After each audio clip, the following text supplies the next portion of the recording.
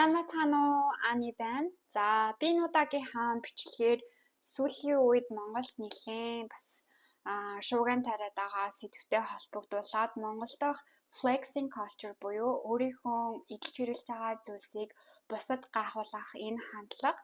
За, энэ хандлагын нийгэмд үзүүлж байгаа 5 сөрөг талын талаар ярилцахаар энэ удаагийн хаан бичлэгийг эхлүүлсэн байгаа. За, тэгээ бичлэгээ эхлүүлэхээс өмнө нэг зүйлийг сануулж хэлье. За, flexing гэдэг маань бол альва брендийг ч юм уу эсвэл брендийн хувьд өмсдөг хүмүүсийг онилгож байгаа ийм сэдэв бол биш. Хэрвээ та үнэхээр брендийн хувьд өмсөх туртай. За, тэгээд хөдөлмөрөөрөө олоод тэрийг өмсөөд үнэхээр сэтгэл хангалуун байдаг бол энэ нь болохоор flexing гэсэн үг бол биш. Харин өөрийнхөө үнэлэг хүнлэмжийг нийгэм дэх өөрийгөө илэрхийлэх статусыг өөрийнхөө өмссөн хувцс нартай холбож ойлгодог. Эдгээр хүмүүстэй бол нэгт холбоотой ийм үг байгаа шүү. За, тэгээд энийг тайлбарлаж хэлээд бичлэгээ эхлүүлцгээе. За, би яг flexing culture-т үзүүлж байгаа яг энэ Монголд үзүүлж байгаа нөлөөг ярихаасаа өмнө би flexing гэж юу гэсэн үг вэ гэдгийг тайлбарлая гэж бодлоо.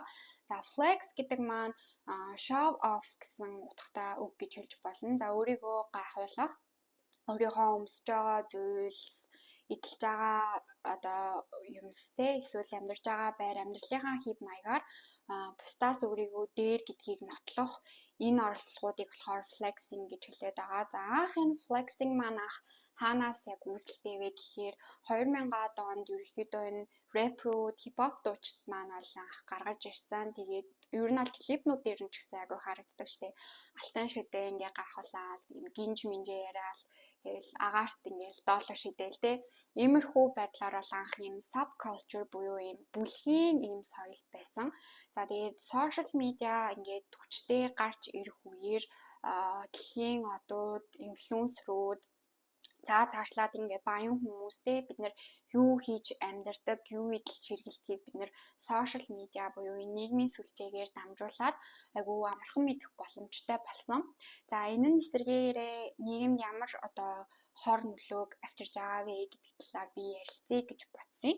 За, тэгээ би яг өнөөдөр 5 ийм хор нөлөөг бол ярина. За, тэгээд энийг бас ярихаасаа өмнө Монголд ганцхан энэ болоод байгаа зүйл биш. Гэтэ би Монгол хүн учраас яг Монголд яг ямар байгаа талаар нь ярих гэж бол бэлтгэсэн гэж хэлж болно. За, тэгээд сүүлийн жилүүдэд манай Монголд энэ материаллык зүйлээр хүний үнэт зүйлсийг хэмжих, яг хүний юу эдэлж хэрэглэж байгаа, хаана амьдарч байгаа, ямар машин унсан гэдгээр нь хүний нийгмийн статусыг тодорхойлох гэсэн ийм оролдлогууд айгүй их автгаарсан мэлээ.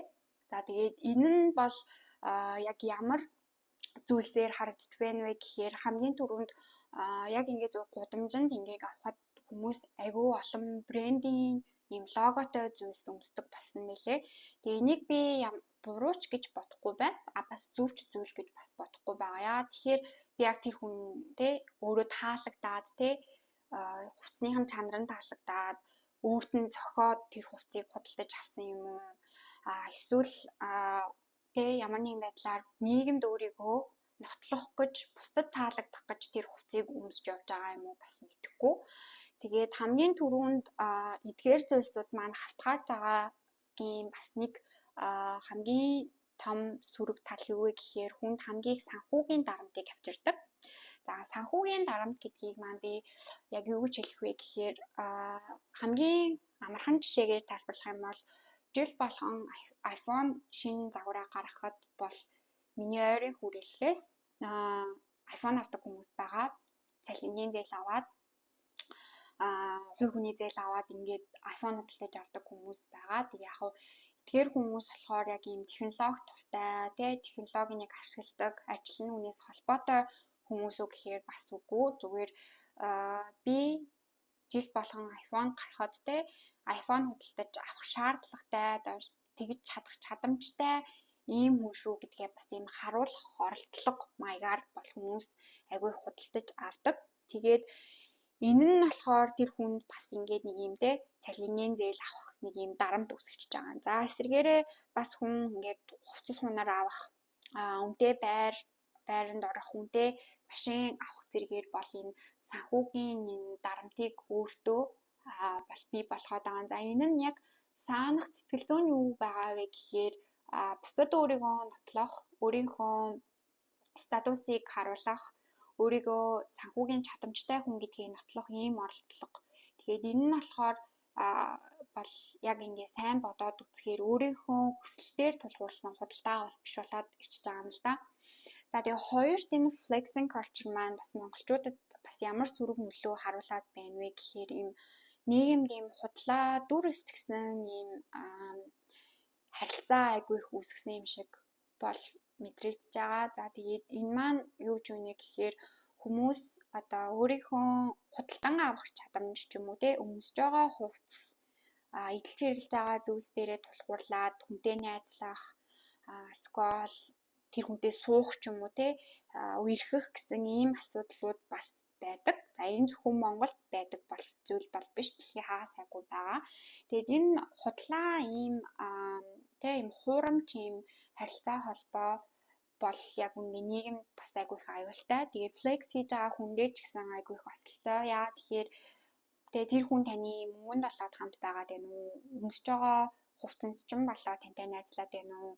Таны одоо аав ээжээс болоо тантай хамт байгаа юу гэдгийг бол та мэдэхгүй гэсэн үг. Тэгэхээр энэ болохоор нийгэмд ийм хуурамч ийм нөхөрлөл холбоо үүсээд ирэхээр хүмүүс ингээд нэг ийм сэтгэлийн одоо сэтгэлийн хувь бие биентэйгээ ингээд холбогдож чадахгүй, сэтгэл зүйн хувь бие биентэйгээ ингээд холбогдож чадахгүй байгаа. Тэгэхээр хүн ингээд сэтгэл зүйн хувьд айгүй хэврэг, тэгээд ийм өөрийгөө нотлох гэсэн ийм одоо insecure хүмүүс айгүй их бий болоод байгаа.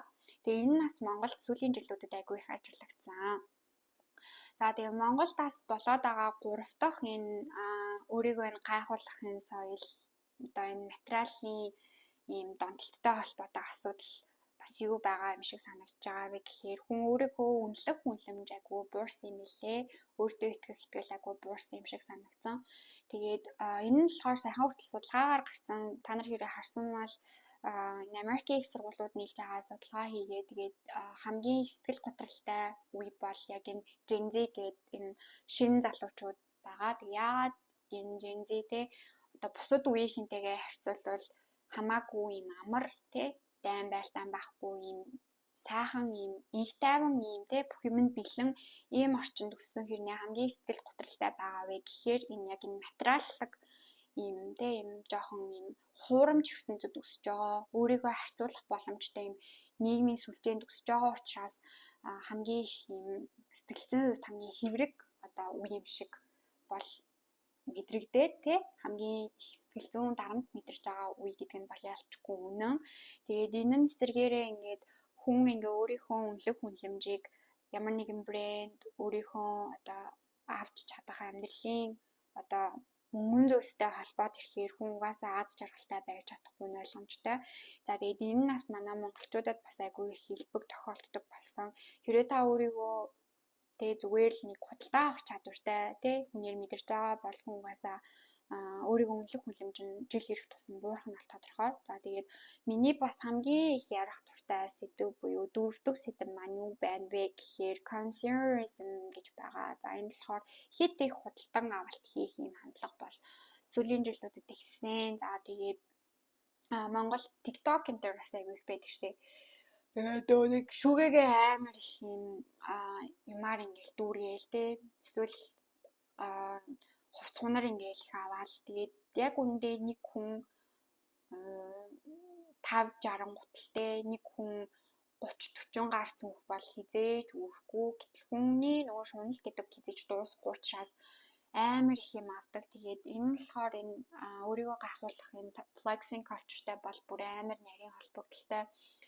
Тэгээд би хувь хүнийхээ үднээс юу гэж боддог вэ гэхээр яг манай Монголд айгүй олон хилцүүрнүүд байдаг л да. Мөнгөтэй хүн лагаа амнуул, дуунгаа амнууч илүү чамд хамаагүй, чарж байгаа юм дараагаа ахгүй ч юм уу тий. Иймэрхүү үгнүүд айгүй их байдаг. Тэг яг бас үнэн байж магадгүй. Гэтэ би хувь хүнийхээ хувьд юу гэж боддог вэ гэхээр байгаль орчин талаасаа одоо миний өмсөж байгаа цамц тий таны барьж байгаа гар утас ер нь юу ч бай таны гар дээр үйлдвэрээс ирэх хүртлээр байгалийн ямар нөөц баялагийг ашиглаад таны гар дээр бууж байгаа. Тэгэхээр та хэрэглэнээсээ давсан хэрэглэхгүй зүйлсээ нэмэж авч ийн гэдэг маань эсвэргээрээ байгаль орчигийн дэлхийн дулаалалтаа хор нөлөө үзүүлж байгаагийн бол нэг шинж тэмдэг. Тэгэхээр зөвхөн та нийгмийн сэтгэл зүйд буруу нөлөө үзүүлэхгүй флексинг хийж байгаагаараа байгаль орчингоо бас сүйтгэж байгаа гэдгийг бас бодож үзэх хэрэгтэй юм шиг санагддаг. За тэгээд хамгийн сүүлд нь одоо энэ flexing culture яг бусдад юмаа ингэж гайхуулдаг энэ сүүлийн жилүүдэд үүсэж байгаа энэ соёл маань хамгийн одоо сөрөг зүйл одоо нийгэмд үзүүлж байгаа сөрөг зүйл юу вэ гэхээр бидний сэтгэл зүйд айгүй их нөлөөлж байгаа. За тэгээд нөлөөлөхдөө яаж нөлөөлж байна вэ гэхээр сошиал медиа дээр бол өөрсдийгөө харьцуулах тэгээд хүн ер нь амьдралдаа сэтгэл хангалуун байх магадлалыг бол маш их бууруулж байгаа. Тэгээд хүн угаасаа өөрийгөө харьцуулдаг амтан хизээж одоо юу гэдэг хүмүүс ярьдаг шүү дээ. Би өөрийгөө хэнтэй хизээж харьцуулдаггүй. Би өөрийнхөө ухаалаг хүн өөрийнхөө өчигдрийнхөө өөртөөгөө харьцуулдаг ч юм уу те нэг тиймэрхүү өгнүүд байдаг. Гэтэ бодит амьдрал дээр хүмүүс хөвчлэн өөрийгөө ямар нэг үнтэй харьцуулж байгаа. Яг нь ил ухамсарынхаа түвшинд харьцуулдаг юм а гэхэд даалт ухамсартай хүн тэрийг авцсан байдаг. Тэгээд Instagram ч юм уу те YouTube за өөр юу гэдэг Facebook ч юм уу энэ дээр ингээ хүмүүсийн амьдралыг хүн өдөр тутамдаа story постоор ингээ хараад ахаар хүний авж байгаа даалт мессеж юу вэ гэхээр дулмаа яагаад өнөөдөр брендинг зөв хүрээд аяллаар яваад ингээд гой байранд амьдраад хахад би ижилхэн ажил хийж би яагаад ингээд одоо байрныхаа түрээсийг төлж чадахгүй байна вэ ч юм уу те иймэрхүү даалт мессеж хүний тархинд очихоор хүн сэтгэл зүйн хувьд айгүй олон асуудалтай болдог. За жишээлбэл одоо өөрийнхөө амьдралд сэтгэл хангалуун биш байх, за депрессдэх, эсвэл anxiety ч юм уу те нөгөө нэг сэтгэл түгших гэдэг чинь те сэтгэл түгших ийм сэтгэл зүйн ийм асуудлууд үүсч эхэлдэг. Тэгээд энэ бол хүмүүсийн бас буруу биш. Яагаад тэгэхээр хүн бол өөрийгөө хүнтэй харьцуулдаг амтан. Тэгээ эсвэргээрээ бид нар бол одоо ингээд сошиал медиа бол хэрэглээд монголчууд бол бас нэлээд удажлаа. Гэхдээ өөрсдөө хамгаалж бас сурах ёстой юм шиг санагдсан. Би хувь хүний хувьд нэг Instagram хэрэглээгүй одоо бараг сар гарсан болж байна. Тэгээд ингээд хэрэглэхгүй байгаад ирэхээр ер нь өөрийгөө харьцуулах маань ер нь нэлээд багасаад эхэлт юм байлээ. За тэгээд ерөнхийдөө flexing culture-ийн бас ингээд Монголд үзүүлж байгаа 5 хор нөлөөний талаар би энэ удаагийнхаа бичлэгтээ бол ярилцлаа. Тэгээд flexing culture гэдэг маань яг би хүмүүсийг мөнгөтэй ч юм уу брендинг хувцас авах чадвартай хүмүүсийг муулах ч юм уу энэ хүмүүсийг бас жоохон хүмүүсийг талцуулах гэж би бол энийг хийгээгүй. Зүгээр хэрвээ та өөрийнхөө хувь хүний одоо үнэлэх үнэлэмжтэй өөрийгөө хайрлах хараа одоо брендээр илэрхийлдэг ч юм уу те яг энэ өмсөж байгаа хугацаатаа яг дурлаж авч байгаа юу эсвэл зүгээр хин нэгэнд өөрийгөө нотлох гэж өөрийгөө би бусдаас дээгүүр гэж харуулах гэж авч байгаа юу гэдгийг бодоод үзээрэй гэсэн утгаар би энэ бичлэгийг хийж байгаа. За тэгээд ер нь бол хүн гэдэг бол брендинг хувьд өмссөн байна уу, өмсөөгүй байна уу? Хүн бол хүн байна. Нийгмийн статусын хувьд бол бид нар бүгдээрээ ижилхэн.